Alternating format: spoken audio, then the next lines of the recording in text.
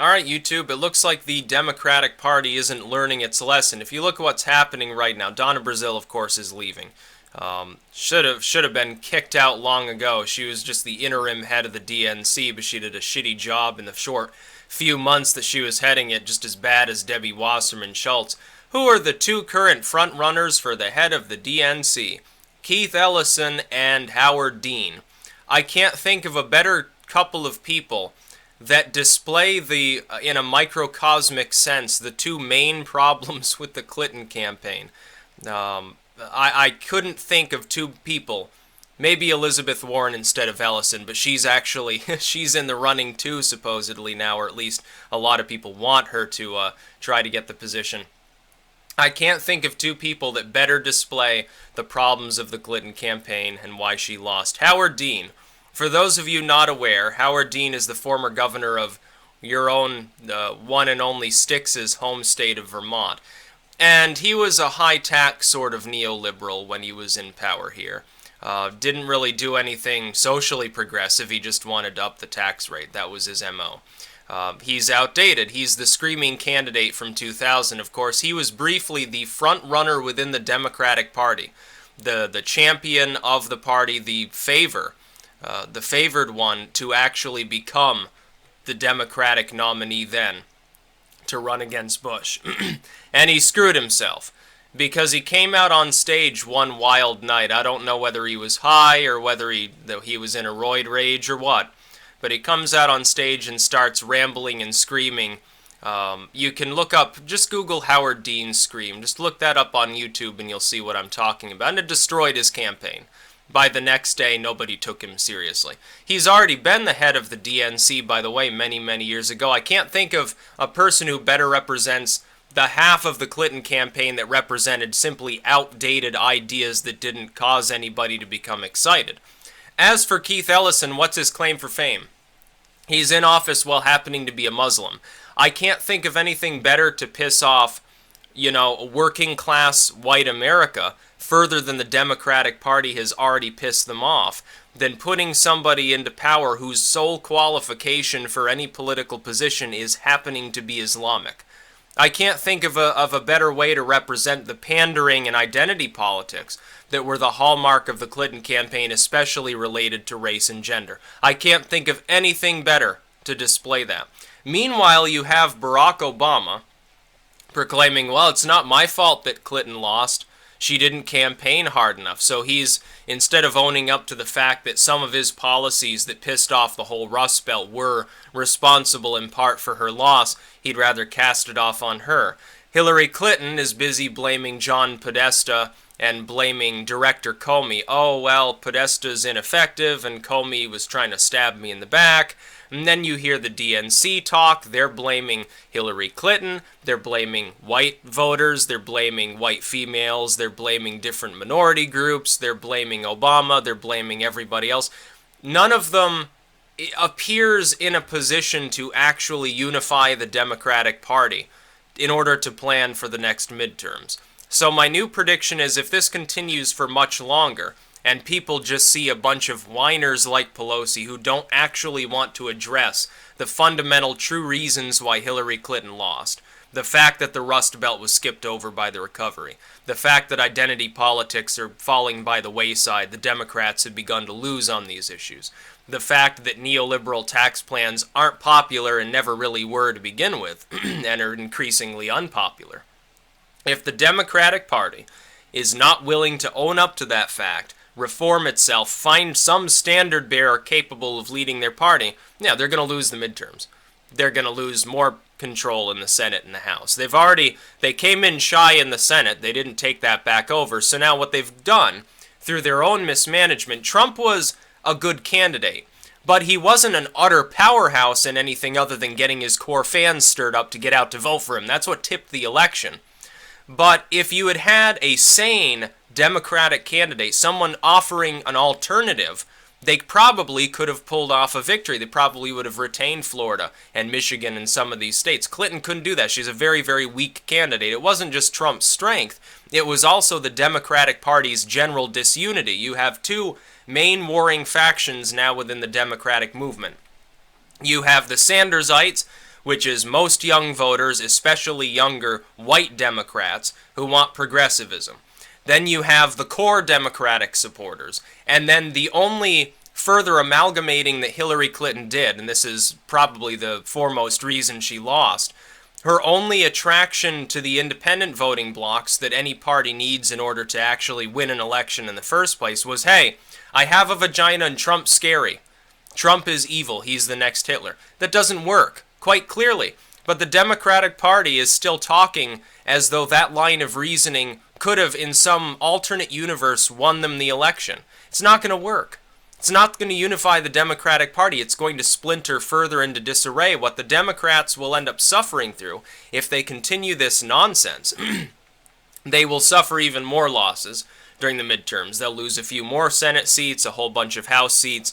The House and Senate will begin to look like it did right after the 2014 midterms, which is a Republican supermajority in the House that's completely bulletproof and gets complacent, but will have a Republican president to work with, and a Republican majority of more significant size in the Senate, 3 or 4 seats added on to what they have now, probably, somewhere around there. It is very, very funny. People talked all through the election about how disunity in the Republican Party was going to sink the Trump campaign. And I said, no, it's the Democrats right now that are disunified. And it was correct when that was said. The same thing is happening now. If you pay attention to any lamestream legacy media outlet, once again, what are they saying? Trump's plans won't work. Trump takes a beating. Obama destroys Trump's arguments. Republican Party fails to unify. They look at Rand Paul saying, no, Bolton wouldn't be a good Secretary of State. I agree with him, by the way, on that. I agree with Rand Paul. John Bolton shouldn't even be in his cabinet. He should be completely laughed at. If he's anywhere, put him in some minor position. Rudy Giuliani arguably would make a better Secretary of State. You could do better than Giuliani, but he's better than John Bolton, let's face it. I would agree with him on that. But they look at that story and they say, oh, disunity within the Republican Party. Trump scathed by horrendous attack by senator from Kentucky or something like that.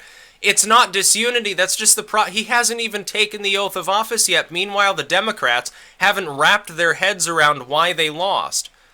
And half of the time that they're blaming somebody for anything, they're not even addressing the fact that they didn't retake the Senate, that they barely made gains in the Senate. They gain a couple of seats in the Senate. They gain a handful of seats in the House. They lose governorships, and they would completely ignore this. And all they want to focus on is the presidency. Well, this is a systemic problem within the Democratic Party. None of these people, many of which were just gerrymandered into their positions anyway, they use just pandering and wedge issues. That's the only reason half of these idiots are in office. To be fair, some of the Republicans are the same way. I can think of a few, like John McCain. They don't even understand how to govern their own party. How the hell are they supposed to govern the United States would be my question. It's just like Hillary Clinton. How is she supposed to conduct, if she wins, how is she supposed to conduct diplomacy with states that she's constantly blaming for her problems? My question would be, how is the DNC supposed to make the argument that it can govern the United States if they can't even govern their own members? That should be like a captive audience. They should agree in spirit on most things. They don't even have a unifying issue right now. They can't agree on what's important. They can't agree on who should lead them and what their qualifications are. They can't agree on the way forward planning for the midterms. They can't even agree on what they're going to do about Trump. Half of them seem ready to stick it in Trump's back and say, no, we're not going to work with him at all. The other half are saying, give him a chance. Yes, we'll work with him. We'll try to temper his message. Some of them are more optimistic, some of them less so. Meanwhile, the Republicans, the people associated with Trump must be shaking their heads at how friggin' stupid some of these people in the DNC are. Howard Dean, Keith Ellison, you can't do better than that? Put Bernie Sanders in as the head of the DNC. It'd be better than those two morons. What? I'm Muslim, so I can lead the party in a new direction. Yeah, your religion matters. So the Democrats are telling me they're going to install a religious litmus test from now on for their leadership? Is that what you want me to actually believe? Howard Dean, oh yeah, we're going to party like it's 1999. Okay, this makes perfect sense. Again, let's go back to the Clintonian era, because obviously that worked so well during the election. Some of these people are nuts. Nobody else has risen up to nobody wants to lead the Democratic Party. I think they realize how disunified it is if they're members thereof. And they're not like in the media or a lay Democrat or something that from the outside looking in, they're like, oh yeah, they got hit, but they'll recover by the midterms or whatever. I don't think so. I think the same thing that led to very few people wanting to run against Clinton, which was they knew the DNC was corrupt and going to be swinging for her, and they knew that the Democrats were at a disadvantage, regardless of their bravado on the public stage. Regardless of that, they knew that they were at a disadvantage during the election. I think that they see something similar happening right now. They see so much confusion and backstabbing and who are we going to blame for our loss. Let's not even bother focusing on not losing in the future. Let's just mourn and mope around and decide who exactly we're going to stick it to for this historic loss, this epic defeat, as it kind of was when you really think about it. They would rather focus on who to blame than how to make their party better. So who would want to lead a party that's the hallmark of? Howard Dean's already been head of the DNC. He's in it for money and ego, so he's willing to. Keith Ellison's like, oh, yeah, it's finally my chance to shine. After all, I'm Islamic, so they're not going to say no. They don't want to be labeled like ethnocentric or anti or Islamophobic or something. I can't think of two people who better represent all the problems with Hillary Clinton's campaign.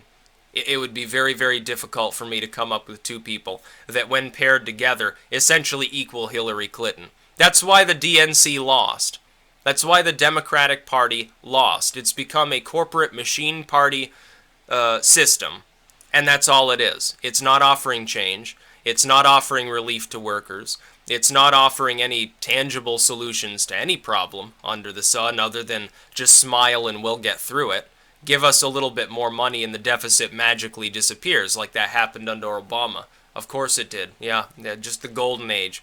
Obama sits there and says, well, I think generally people like my policies. The Rust Belt disagrees with you. There's a reason that they defected from being blue states. Some of these states hadn't gone blue in quite a long time. Why do you think that happened? It's because of your fucking recovery. It only hit the coasts. The rest of the country, all the flyover states and the Rust Belt got hammered, and they haven't fully recovered. People's communities are disheveled. They want an actual change that affects them specifically. Yeah, Obama brought change to the country. He did stabilize the economy for the urban cores of the coast. That's fine. There's nothing wrong with that. Good on him for doing so. But the recovery didn't hit small-town America. When you're talking about the Rust Belt of these little towns around industrial zones that are half dead, it didn't help them. That's why they abandoned being blue states. That's why Clinton lost. And she was too busy talking about being female and how her opponents were racists and peddling a bunch of 90s crap. Oh, we need more trade deals. We need more taxes. Blah, blah, blah. Somehow this is going to help the average steel worker up in Ohio or something. She was too busy doing that to lay forth a plan that anybody gave a damn about. That's why she lost. So the DNC's in disarray. It's the Democratic movement. Still, after the election, it had been for a year. I said it was the Democrats that were disunified, not the Republicans. You see that that's now true. The Republicans are feeling fine. They won the election. They increased their hold at the state level in governor's seats. They won the presidency. They didn't even come close to losing the House. They narrowly retained the Senate. They're looking forward to the midterms already. Some of these people in advisory positions around Trump are lining people up to be his staff, specifically with an eye to the midterms. You can guarantee that that's happening right now. To coordinate things, to work with party leaders, and to really undercut the Democratic Party. The Democrats haven't even stood back up. They got knocked out and they're still down. It's funny to watch. It'll be funny to see if they recover from this anytime soon. I imagine that at this point, as we go on through the rest of this year, it's going to become more and more clear they don't really have any leadership in their party. I can't think of a single person in the Democratic Party even charismatic and notable enough to lead the party. That's the funny part. That's about all. Peace out.